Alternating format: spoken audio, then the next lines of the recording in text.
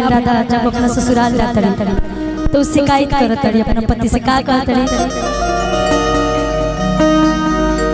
कि कैसन अरे मोहब्बत कैला कि तारा नलूर रहे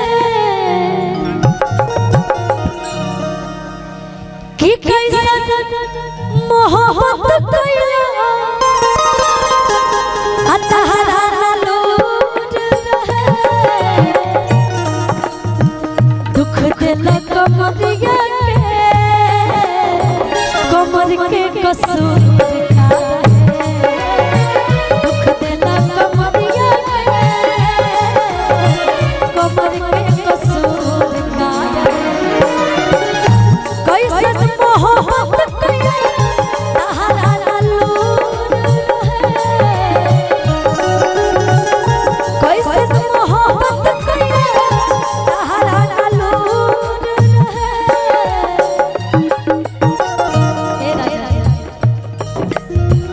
दुख दिला कमरिया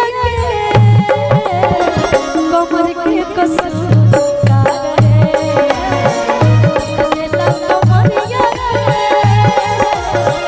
कमर के कसूर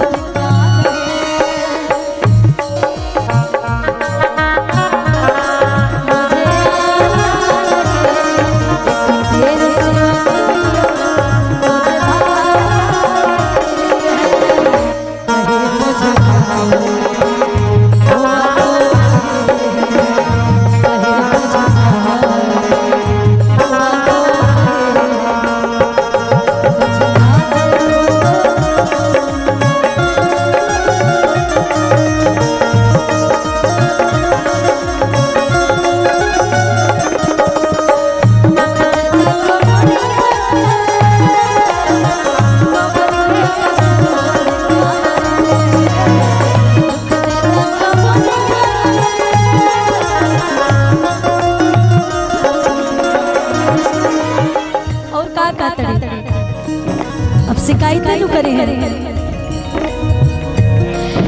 कि बड़ी परेशान बने रहो कि तह से हरान बने रहो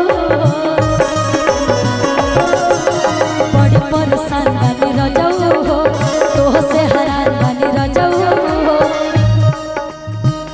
मरले रहा जा मोर दुलारू राजा मरले रहा जा मोर दुलारू राजा नासा भरपूर रहे दुख देला कमरिया कमर के कसूर दुख देला कमरिया कमर के कसूर का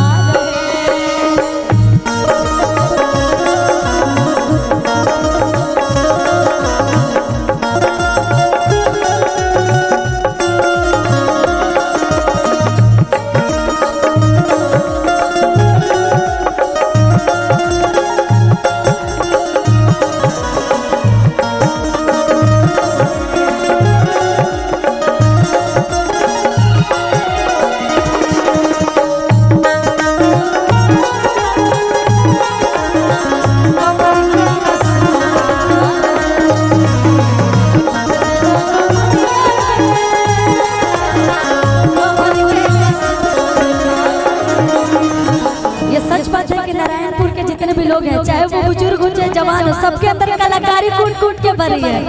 और मैं देखना चाहती हूँ कलाकारी कूट कूट के। कुछ बोलना चाहते हैं, क्या बोलिएगा बताइए। हमारे गांव